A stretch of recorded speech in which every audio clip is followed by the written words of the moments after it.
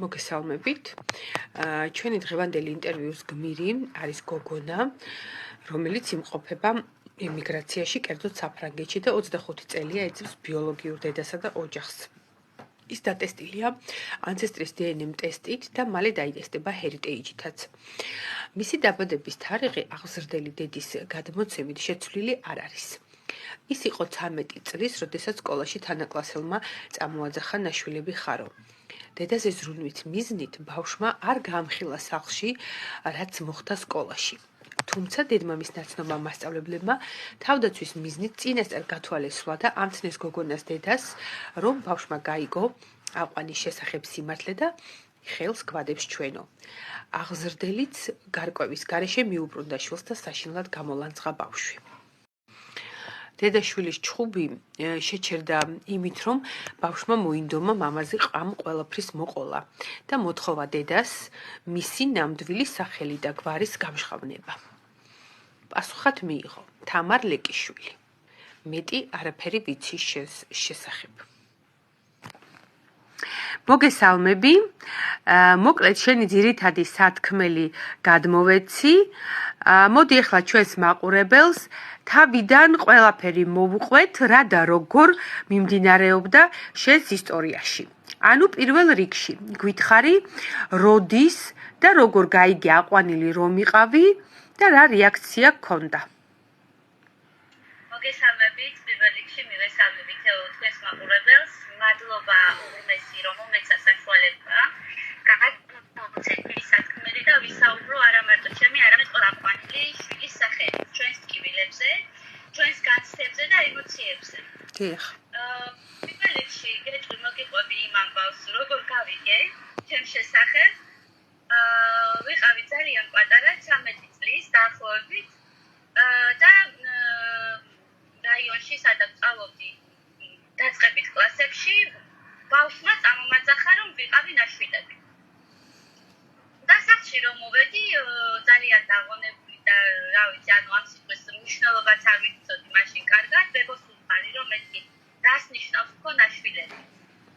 და ბებო მითხრა, რომ ანუ რატო ვაღვიძებ ამას და მე უთხარი, რომ ანუ ესე მითხრეს თქო და მომეხუტა ბებო და მითხრა, რომ ეს ასე არ იყო. უბრალოდ შენი მშობლები ავარიაში გარდაიცვალნენ და შენმა მშობლებმა, დედამ და მამამ ჩამოიარეს იმ ადგილზე, შენ დიროდი და სახლში წაგიყვანეთ. აბა ბებო შენნაირი გოგოს ვინ მიატოვებდა. და ეს სიტყვები იყო მაშინ ის რისი გაგონებაც ალბათ ყველას სჭირდება, რომ მიტოვებლები არ ვართ. კი, მართალია. სკოლის მასწავლებელმა მოგვიანებით რამოდენიმე კვირის შემდეგ გაირკვა, რომ დედას მეგობარი, რომელიც იყო იმ პერიოდში ბუღალტერი ჩემი სკოლის და მისი მეუღლე გახდა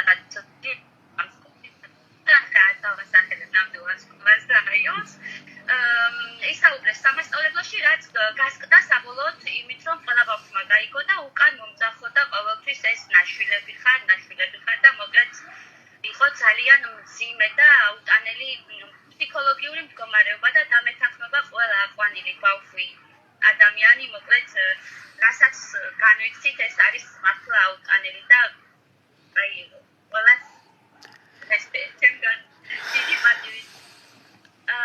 შემდეგ მოკლედ დედასთან დაპირისპირება მომივიდა იმის გამო, რომ ანუ მე არაფერს არ ვეუბნებოდი, რადგან როგორც ვთქვი უკვე ძალიან ვუფრთხილდებოდი დედას მენტალურ და ჯანმრთელობის მდგომარეობას, არ მინდოდა რომ ჩემს გამო გულისკენო და გავიაზრე ის, რომ ჩემმა მშობლებმა მომცეს საუკეთესო ცხოვრება და ანუ არ მინდოდა რომ ჩემს გამო მათ ენერგიულად, მაგრამ დამასწრო ამ ქალბატონმა დედას მეგობარმა და უთხრა, რომ იცი ნინა ბავშვმა გაიგო რომ არის ნაშვილები და ხელს ვუმატებს მე. ხელს არავის არ ვადებდი, კონკრეტულმა პიროვნებებმა ისაუბრეს, რომ ამ ქალბატონმა გამოიტანა ეს ჩვენი ოჯახის საიდუმლო. შემდეგ ხდება ისე, რომ დედა შემოდის და მეუბნება, რომ ანუ რატო აბრალებ ამ ადამიანს ამ ყველაფერს, შენ ისედაც ყველაფერი კარგად იცოდი და ეხლა რაც გინდა ეს სპექტაკლი, ნუ აკეთებ ამ ყველაფერს, ეს არის მამუსობა. და მე რა თქმა უნდა ძალიან ბრაზდი მეწყინა, პირველ რიგში ის რომ მე არაფერს არ ვამხელი და მე მაინც რაღაცნაირად დედამ ესე მომაბრალა თითქოს და უცხარი რომ მეთქი სანამ მამას ვეწვი ძალიან თქო მითხარი ჩემი ნამდვილი სახელი და გვარი დედა იყო ოთახში წამოწოლილი და ესე შემომხედა გვერდულად და მითხრა თამარ ლეკიშვილი ხარ და მეტი არაფერი არ ვიცი და მაშინ გავიგე 13 წლის ასაკში რომ მე მარიამი რომელიც დავიბადე და გავიზარდე ჩემი მშობლებთან ოჯახში ვიყავი სხვა პიროვნება და მე ვთქვა თამარ ლეკიშვილი თუმცა ვერ დავიჯერე არ მჯეროდა ეს ყველაფერი სანამ არ დავადასტურებდი რა თუმცა იმას აღნიშნავ რომ იმ პერიოდში ეს იყო სადღაც 90 წლები დაახლოებით მაშინ არ ჰქონდა საშუალება არც ტესტების არც ესე თქვენი ჯგუფი არ იყო ანუ არ ჰქონდა თქმა არც ინტერნეტთან ასე აქტიურად და მოკლედ რაღაცა პერიოდი ეს ჩემი ტკივილები მიმარხე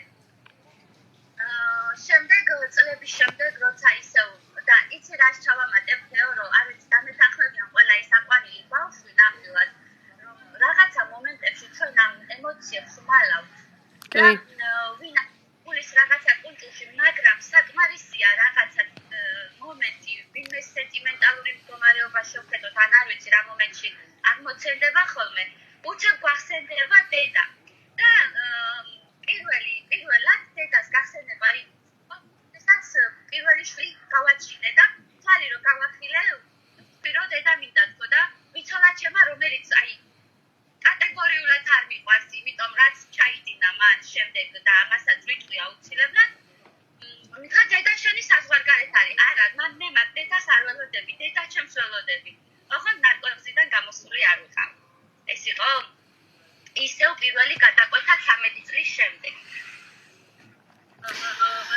მოკლედ გადავდივართ საცხოვრებლად საფრანგეთში ეს უკვე არის 2015 წელი და რამოდენ ტექნიკა ვიგე ჩემს გაშვილების ამბავზე და ეხლა ამ თემას გავხდი მოვიდა ეს ქალბატონი ჩემთან სახლში და მითხრა რომ უნდა ვარ რომ ვეძიები ჩემს მშობლების ნახვას რადგან მე ჩემმა მშობლებმა მომცა ყველაფერი იმისთვის რომ გქონოდა ბედნიერი ცხოვრება და ახლა ჩემი ამ ამოქების საქმის ძალიან თუ სიტუაციაში ვარდებ არა მარტო ჩემს მშობლებს არამედ ამ ქალბატონსაც ეს ქალბატონი იყო შუამავალი ხო? იყო შუამავალი რომელიც მამის მხრიდან გვენათ ესავება და რომელიც მაშინ თბილისში მუშაობდა ერთ-ერთ დაწესებულებაში წამყვან პოზიციაზე და როგორც მან განაცხადა და საუბარში და ან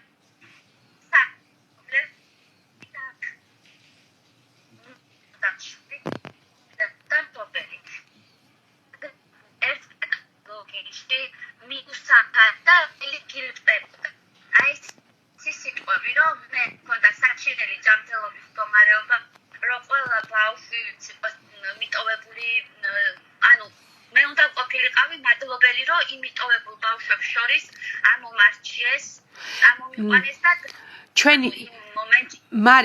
ჩვენი კავშირი ცოტა გაწყდა და კარგად მინდა გააჟღერო ეს სიტყვები რომ გაიმეორო ანუ რა გითხრა რატო უნდა იყო მადლიერიო როგორი ბავშვი დახვდი იქ შენს მშობელსო კისერი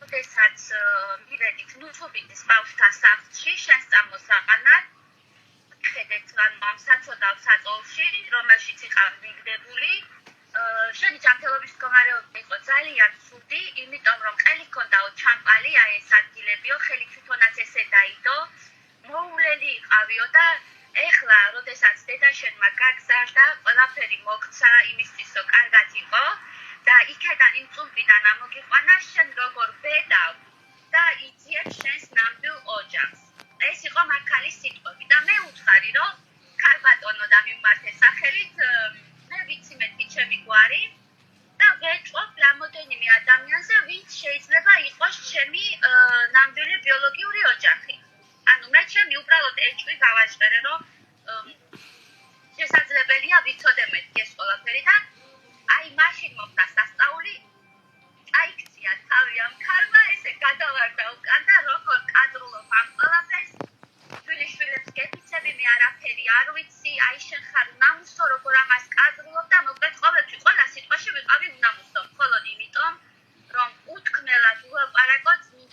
ჩემი ოჯახის, ჩემი ფესვების, ჩემი ბიოლოგიური მშობლების მოძიება. ეს ყველას უფლება არის, არავის არ აქვს უფლება, კანონითაც კი, რომ უარი უთხრას ადამიანს მისი პირვანდელ მონაცემების გამოთხოვაზე და არათუ ვინმე შუამავალ ქალს. ჯერ საერთოდ რატო მოვიდა და რა აინტერესებდა და რა უნდოდა, არავის არ უთქვამს და არავის დაუპატიჟებია მოდიო, ხო? არა,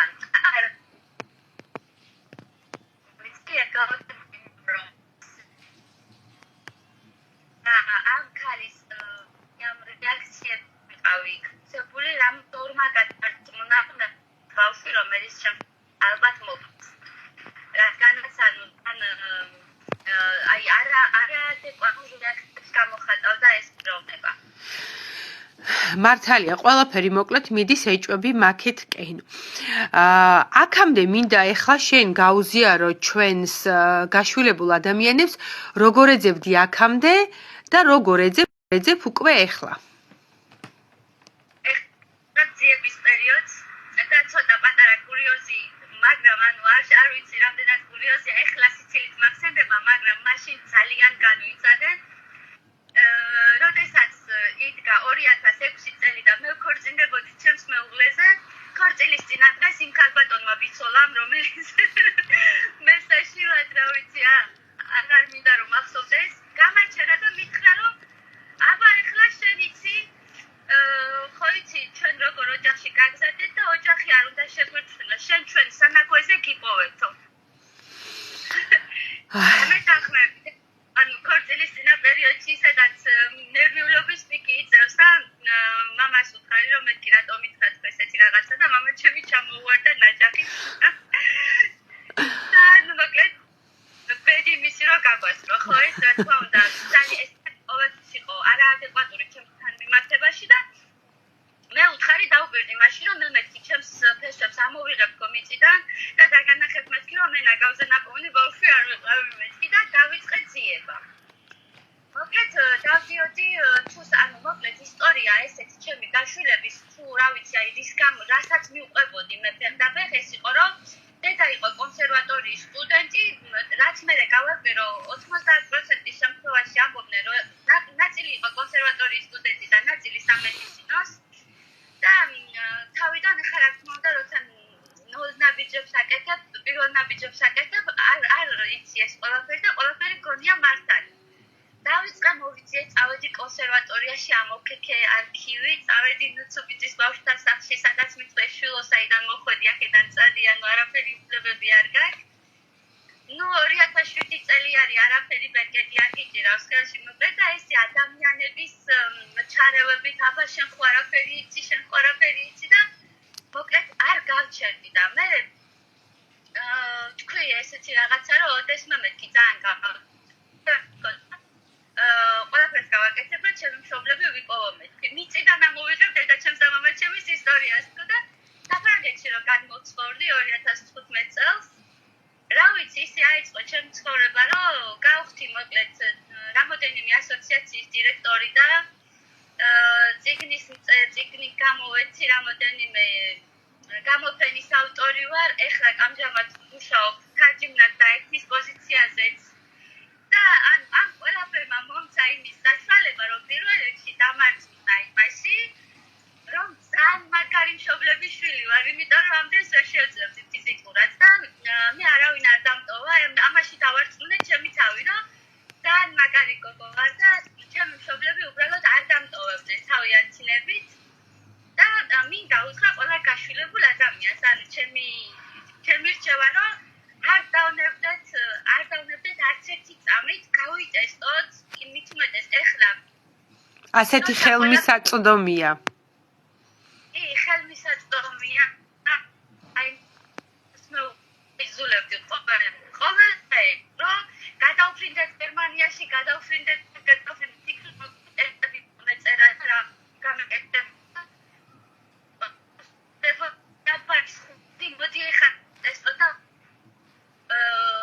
არ დავდეთ არც ერთი წამით. გვაქვს იმის შესაძლებლობა, რომ მივიღოთ ჩვენი სურვილების მაქსიმუმი.